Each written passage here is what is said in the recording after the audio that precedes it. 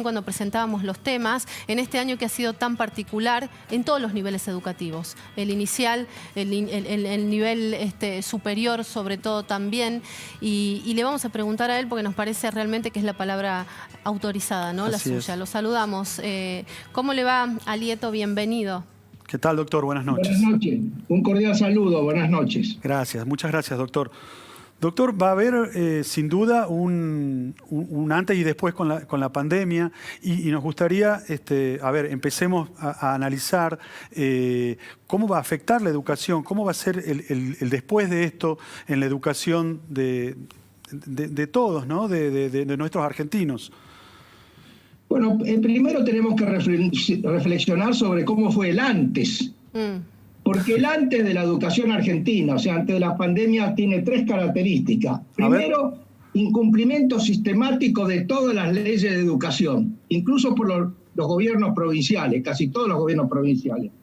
Segundo, incumplimiento de la ley de obligatoriedad de la escuela secundaria, que no se cumplió en ninguna provincia, y en algunas en todas hay una tremenda desigualdad entre graduación secundaria en las escuelas privadas y en las estatales. Y tercero, un problema de calidad educativa, donde queda claro que la calidad educativa está íntimamente vinculada al nivel socioeconómico de las familias. Esto quiere decir que la escuela argentina no ha podido quebrar la reproducción intergeneracional de la pobreza. Los pobres, que son hijos de pobres, van a escuelas públicas donde el nivel de conocimientos es muy bajo. Y esto no lo digo yo de una manera arbitraria, sino que son todas las evidencias de la Operativo Aprender. Tomen ustedes, supongo que ustedes conocerán las evaluaciones hechas en la provincia de Tucumán y las habrán discutido en la legislatura. Supongo que este tema no les debe sorprender, porque en Tucumán, como en todas las provincias, el nivel de conocimiento de los pibes de escuelas estatales es muy inferior al de escuelas privadas, ¿no es cierto? Sí. Respecto al incumplimiento de la ley, comencemos por una ley muy simple. La ley que establecía el calendario escolar mínimo de 180 días de clase por año nunca se cumplió. Lleva prácticamente casi 20 años, nunca se cumplió. Tampoco se cumplió nunca la ley de la jornada escolar extendida. ¿Qué decía esta ley? Que es la ley 26.206. Que las escuelas tenían que ser de jornada extendida. Es una ley del año 2006. En la provincia de Tucumán, en las escuelas estatales primarias hay 137.000 alumnos y en jornada extendida 10.800. O sea, el 7,9%. Sí. Ahora, cuando usted va a otras provincias, Córdoba está en 52%, Catamarca está en 20, Entre Ríos está en 18, La Pampa está en 17, Chubut está en 16, Jujuy está en 10, Santa Fe está en 9, y Tucumán es una de las provincias donde menos se ha cumplido y se cumple la jornada escolar extendida. Este es un problema muy, muy serio porque, vuelvo a repetir, perjudica básicamente a los pibes pobres. ¿Quisieran hacer algún comentario, alguna pregunta? Sí, Alieto, le quería consultar, porque usted hablaba, por un lado, del cumplimiento del calendario académico con los 180 días de clases, que no se cumple por lo general y paradójicamente no en las escuelas públicas. Lógicamente, quizás las escuelas privadas pueden llegar a completar los ciclos, pero las escuelas públicas no. Y por otro lado, el tema de si esto se discute, a quién le importa, si los legisladores hablan de este tema y lamentablemente no se habla, no se discute tampoco, ¿no? Ni antes y ahora quizás sí en medio de la pandemia porque, bueno, puso un desafío para muchos sectores. Bueno, es notable la indiferencia de los políticos argentinos, de los nacionales, de los provinciales y de los municipales, el poca atención que le prestan a la situación educativa. Por ejemplo, el gobierno anterior, el año pasado, publicó del Operativo Aprender, que es evaluación de conocimientos en la escuela primaria y secundaria, los resultados de prácticamente 2.000 municipios de la República Argentina. Quiere decir que cualquier intendente municipal de cualquier provincia, no solamente de Tucumán, los concejales, tenían a su disposición, si hubieran tenido interés, conocer cuál era el nivel de conocimiento de los pibes de su distrito, de su región. Yo no conozco. Ojalá esté equivocado y me puedan rectificar. ningún intendente, bueno, intendentes municipales un par hubo en el país sobre más de 2.000, ¿no es cierto? Pero que se hayan preocupado por este tema. Lamentablemente la clase política argentina abandonó la escuela. ¿Por qué? Y porque la mayoría de ellos abandonó la escuela pública. Se refugian en las escuelas privadas, ¿no es cierto? Y son escuelas donde se concentran básicamente los niveles socioeconómicos altos, claro, que son los que terminan la escuela secundaria, porque acá viene otro tema muy, muy importante. ¿Cuántos pibes terminan la escuela secundaria? La escuela secundaria es obligatoria. ¿Cuántos? En todo el país terminan la escuela... si usted compara los que entraron al primer grado hace 12 años y se recibieron el año pasado, ¿cuál es la cifra? Se recibió el 44%. Pero 44%. 44%. Porque en las escuelas estatales se recibió el 35%, y en las públicas, perdón, las escuelas públicas el 35% y en las privadas 70%. Por ejemplo, en Tucumán. En Tucumán entraron en primer grado estatal en el 2007 28.000 alumnos y en el 2018 se recibieron 8.800. Eso da 31%. Sí, pero entre los pibes que entraron a escuelas privadas entraron 6.100 y se recibieron 5.000, lo cual da 82. Jaque mate. Jaque mate. Sos pobre, naciste en un hogar pobre, en una familia pobre, vos no tenés futuro, porque vos no vas a terminar la escuela secundaria. Doctor, lo que usted está diciendo es terrible. No, ¿sabe lo que es terrible? Que recién lo conozcan. Eso es terrible. Esto es toda información pública. Esto lo publica el Ministerio de Educación con frecuencia. Y esto quiere decir que ningún funcionario accede porque básicamente no se toman el tiempo de hacerlo, porque está a la vista de todos. Yo no puedo explicarlo por qué, no, pero el gobierno nacional, debo decirle en mérito incluso a este gobierno, ya publicó los resultados del año pasado. El ministro Trota acaba de publicar los resultados del año pasado. Bueno, este es un gran interrogante. Las grandes reformas educativas surgieron de decisiones políticas de altísimo nivel. Ustedes son tucumanos, ¿no es cierto? Bueno, la ley 1420 sí, la promovió tucumano, Roca, sí, inspirado por Sarmiento. Fue un gran liderazgo político educativo de la generación del 80. Eso es lo que nos está faltando, ¿no es cierto? El problema es muy serio, incluso cuando uno hace la comparación internacional. La prueba PISA. Sí. La prueba PISA mide lengua, ciencias y matemáticas, y la última, que se hizo en el año 2018, y presten atención a lo que le voy a decir, en matemáticas se presentaron 77 países. Sí. El nivel de conocimiento de los pibes argentinos en matemáticas nos ubica en el lugar 71. ¿Quién está mejor que nosotros en el mundo? Desde ya el Reino Unido, Francia, Alemania, Japón. No. Anoten bien. Chile, Uruguay, Costa Rica, Perú, Colombia y Brasil.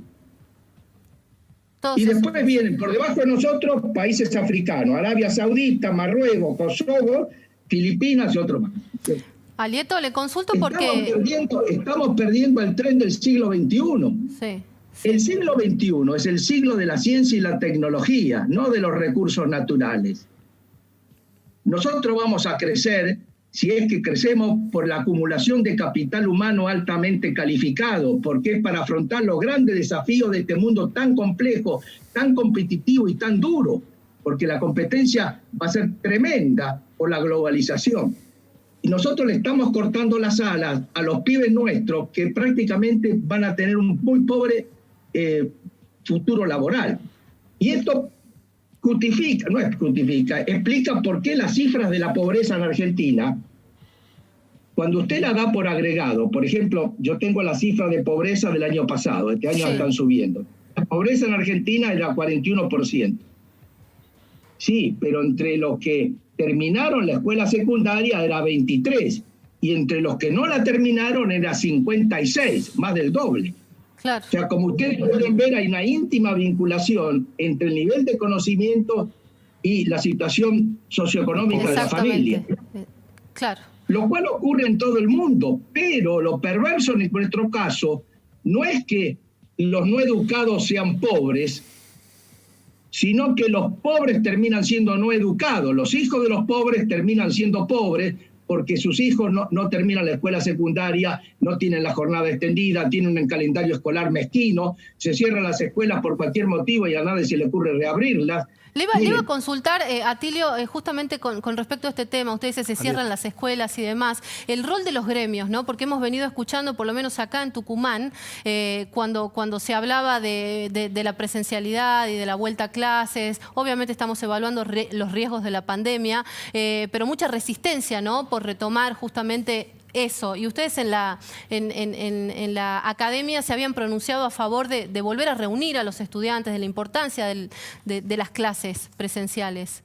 Bueno, este es un tema un poco delicado porque, al contrario de lo que yo estoy diciendo hasta ahora, involucra ciertas situaciones de incertidumbre. Claramente usted tiene acá dos polos, claro, que son el riesgo de los contagios, que es un tema científico de carácter médico, y el acceso a la educación. Claro. Pero en general son muchos los países, empezando por los países comunistas. En Cuba reabrieron todas las escuelas, en China reabrieron las escuelas, en Nicaragua, Nicaragua es gobierno revolucionario, en Vietnam es gobierno comunista, volvieron las escuelas, ¿no es cierto? Son países que tienen una tradición de gran respeto por la escuela.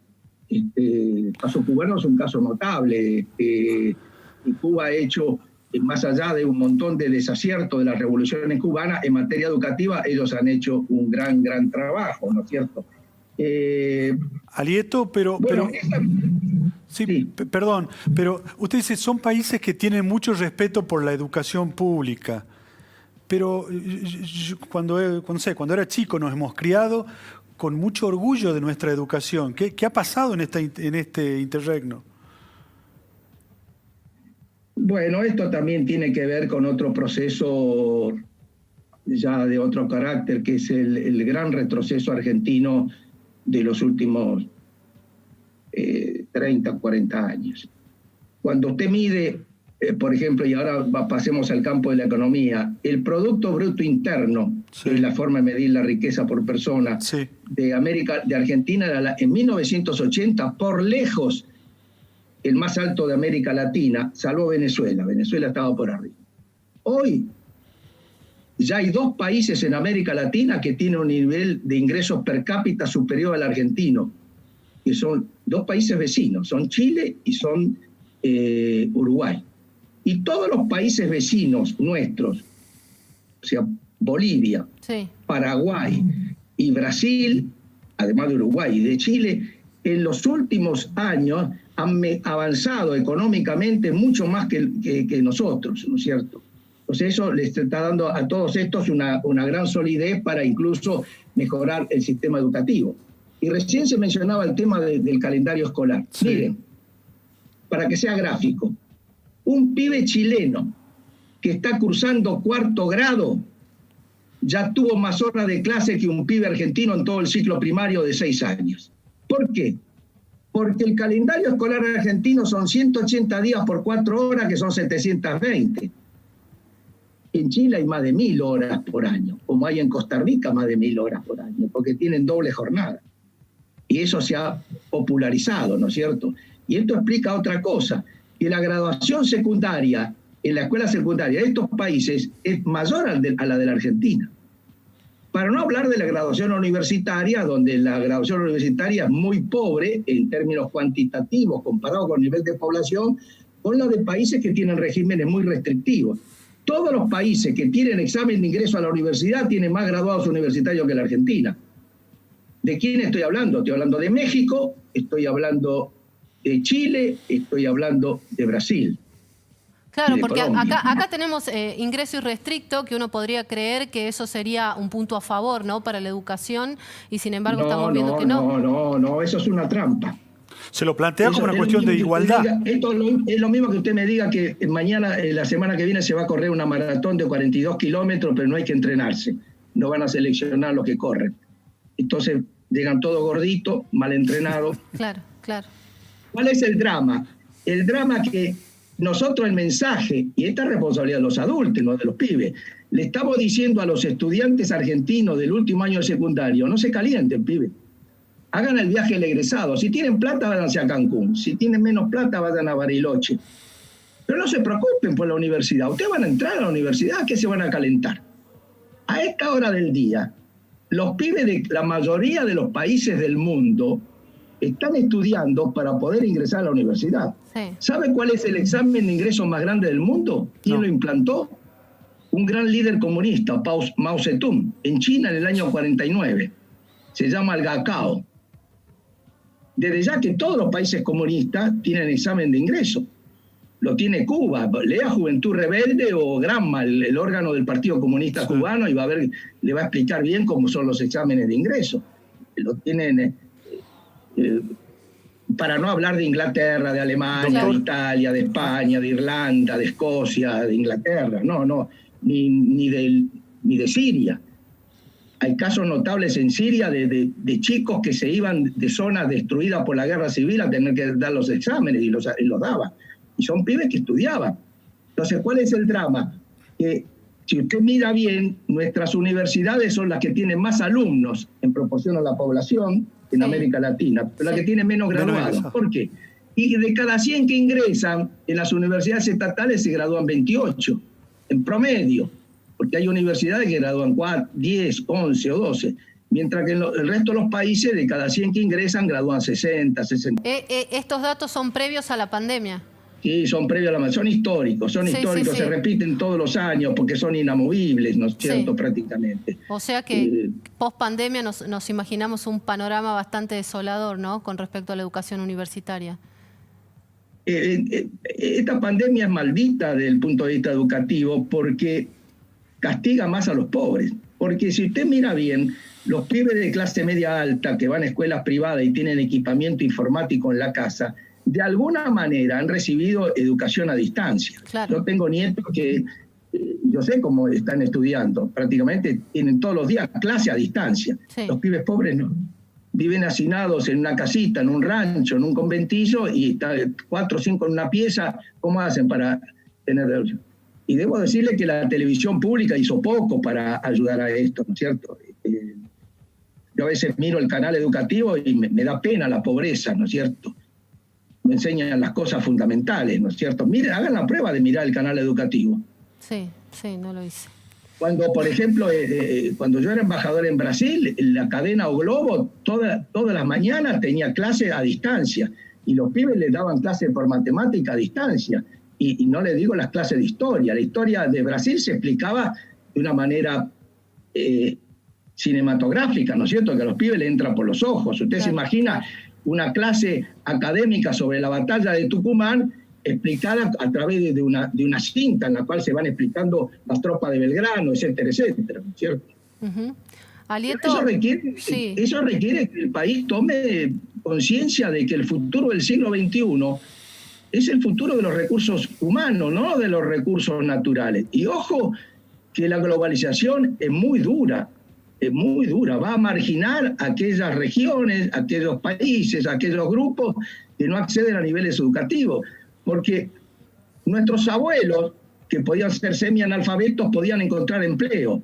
Pero si hoy usted no tiene un título secundario, es muy difícil que tenga un buen empleo, ¿eh? Alieto, ¿qué perspectivas o cómo está viendo de ahora en adelante, o cuáles podrían ser las soluciones? Esta problemática argentina con respecto a la educación es una cuestión de una mala planificación, de no priorizar la escuela pública en cuanto a recursos también, que hay que cambiar, ¿no? Sí, pero esto tiene que ser un cambio colectivo liderado desde arriba. Las grandes reformas educativas vienen del número 1 en el gobierno. Históricamente es esa. La gran reforma educativa en Ecuador la hizo, ¿cómo se llama este hombre que está preso el presidente anterior? Hizo una gran reforma educativa. Y cuando tuvo el conflicto con los docentes, él los enfrentó y le dijo, traducido a nuestro lenguaje, muchachos, no se equivoquen, yo estoy acá por los pibes, no por ustedes. Usted recién me planteaba el tema del problema de los dirigentes gremiales. Sí. Mire, cuando tiene una disyuntiva en el mundo de la escuela, hágase una sola pregunta. ¿Qué es bueno para el futuro del pibe? Que haya clase, que no haya clase, que se recupere la clase o no se recupere. En Ecuador, hace 5 años, hubo grandes terremotos. Se recuperaron todas las clases de las zonas terremoteadas. ¿Cómo la recuperaron? Yendo los sábados a clase. Pero la sociedad tiene que estar dispuesta a tener clases también los sábados. Acá hemos tenido experiencia pobre, el caso de Mendoza. Mendoza pretendió hace 2 años iniciar las clases el 15 de febrero y en 24 horas le juntaron 40.000 firmas, la mayoría de colegios privados de la clase alta mendocina, diciéndole cómo vamos a ir al colegio el 15 de febrero si tenemos los pasajes para Cancún o para Miami. Si la escuela no tiene importancia y no se la dan los padres, no se la dan las autoridades, los pibes van a ser las víctimas de eso. Cada vez que se cierra una escuela, pues eso ya lo decía Sarmiento, ¿no? Cuando se cierra una escuela se abre una cárcel. O al revés, Sarmiento decía, cuando se abre una escuela se cierra una cárcel. Porque en la época de él se abrían las escuelas, no se cerraban, ¿no? Doctor, en el mismo sentido, ¿tendría lógica repetir este año, por ejemplo? ¿Lo ve como que tenga sentido? La pregunta es, se vuelve la respuesta es siempre la misma. ¿Y qué es mejor para los pibes? Que yo le diría que está bueno que repitan. Y el año que viene pretendan entrar a niveles superiores de conocimiento sin haber tenido la fase previa. Yo creo que hay que hacer el máximo esfuerzo por recuperar, hay que adelantar el inicio de las clases, hay que agrandar el calendario escolar. Acá en Tucumán se está proponiendo... ¿Sabe cuántos días de clase hay en Israel? 210. Nosotros tenemos 180. Sí. En Costa Rica hay 200, en Chile hay 200. ¿Por qué no podemos tener 200 días de clase? ¿Por qué tenemos que tener...? Bueno, esto que tenemos 180 es falso. Nunca tuvimos 180. El promedio efectivo son 165 días de clase. Y además inventamos feriados. ¿Por qué dice usted que ese es el promedio? ¿Por qué? ¿Qué se contabiliza? Porque ese es el promedio de... Hay estudios que tomaron el trabajo de ver los días efectivos de clase de los últimos 10 años, por provincia hicieron el promedio. El promedio da 165. Hay provincias donde el promedio da 110. Hay provincias donde han tenido huelga de docentes de 5 meses. Claro. Chubut, por ejemplo. Alieto, acá en Tucumán se está proponiendo, por ejemplo, en algunos municipios, en un municipio en realidad en particular, escuelas de verano. ¿Le parece una buena alternativa? Excelente. Excelente. Excelente. Porque vuelvo a hacerle la pregunta, ¿qué es bueno para el futuro del pibe? No es lo que me parece a mí, ¿qué es bueno para el futuro del pibe? Que tenga clase en el verano y así aprende y recupere y le enseñen un poco más de matemática para entrar en el mundo moderno. O cerrar en la escuela. Yo personalmente creo que las escuelas deberían estar reabiertas durante todo el año. Usted me dice, bueno, los maestros, no. Enero y febrero las escuelas podrían convertirse en centros deportivos o en centros de otro tipo de conocimiento, cuestiones prácticas, etcétera, etcétera. Esto no es ninguna novedad. Esto lo hizo el gobierno de Perón cuando yo iba a la escuela primaria. En el primer gobierno de Perón yo iba a la escuela primaria y bueno, las escuelas se abrían en enero y febrero, pero no estaban los maestros, había un profesor de música, había un profesor de gimnasia, había en los colegios de niñas corte y confesión, ese tipo de cosas. Sí. Porque es otra cosa, los pibes pobres, cuando usted cierra la escuela, no tienen ningún centro societario, no van a un club deportivo, ni se van de vacaciones, no, quedan amontonados, y no. ¿Qué es lo que hacen? Alieto, usted aunque ya abramos la escuela para hacer ejercicio físico, para hacer gimnasia, para enseñarles un montón de habilidades, ¿no es cierto? Me gustaría pedirle una reflexión sobre los padres. El rol de los padres en este sistema, digamos. Bueno, le voy a contestar con una pregunta. ¿Usted conoce algo? Las últimas pruebas, el gobierno permite al director de la escuela tener acceso a la información sobre cuál es la situación de la escuela en materia a nivel de conocimiento, lengua, ciencia, matemática y primaria, secundaria. Sí. Todos los directores de escuela tienen acceso. Averigüe cuántos padres usted conoce que fueron a ver al director de la escuela para pedirle cuál es el nivel de la escuela al cual van los hijos. Correcto. Pocos. Debo decirle una cosa, que esto en otros países no hay que ir a la escuela a publicarlo, sale publicado en el diario. Vuelvo a repetirle, autorreferencial soy. Cuando estaba de embajador en Brasil, o Globo y la Folia San Pablo publicaban los resultados escuela por escuela. Esto está prohibido por ley en la Argentina. Sí, además es una discusión. Que yo conozco del mundo que prohíbe difundir los resultados de la evaluación de conocimientos globales de los pibes, no con nombre y apellido del pibe, pero sí del colegio. Claro, público o privado, ¿no? Eso se prohibió a partir del año 2004, 2005. Antes se publicaba. Alieto, le quería consultar yo por último y animarme a preguntarle si usted tuviera que recomendar al ministro de Educación 2 o 3 puntos para revertir esta situación, o pensando quizá en lo inmediato, ¿no? Post pandemia, ¿qué es lo que habría que hacer? Algo nos dijo hace un rato con respecto al calendario educativo. Bueno, lo primero, lo más elemental, es cumplir el calendario escolar. Si no puede cumplir el calendario escolar, olvídese de los demás, porque todos los demás son reformas estructurales. Usted necesita una nueva formación de docentes argentinos a nivel universitario. Necesita convencer a los gobiernos provinciales que la plata en educación no hay que gastarla en más cargos docentes, sino en mejores sueldos para los docentes. Porque el aumento en el gasto público en educación en la mayoría de las provincias se dilapidó por el aumento de cargos docentes. Si usted mira la cantidad de cargos docentes por alumno en las escuelas argentinas, va a ver que es altísimo. Nosotros estamos en alrededor de un cargo docente cada 12 alumnos. En Francia hay un cargo docente cada 20 alumnos. Y en otros países cada 22, 23. O sea que tenemos que encaminar bien el gasto educativo en mejorar los salarios de los docentes, porque, digámoslo, y esto es cierto, son muy bajos los salarios de los docentes argentinos.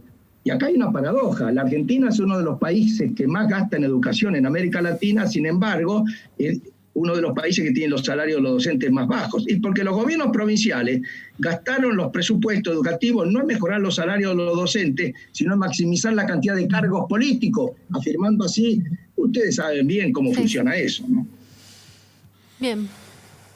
Alieto, Bueno, un placer, ¿eh? Muchísimas gracias por su tiempo y por estos conceptos, ¿eh? Realmente un privilegio. Bueno, lo felicito por la preocupación y el interés en la conversación, ¿eh?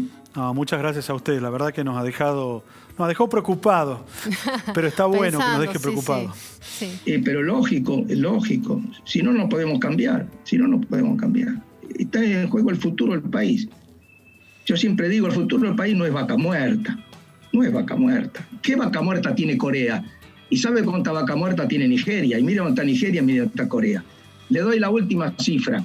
En Corea termina la universidad el 60% de los jóvenes. En la República Argentina termina la universidad el 20% de los jóvenes.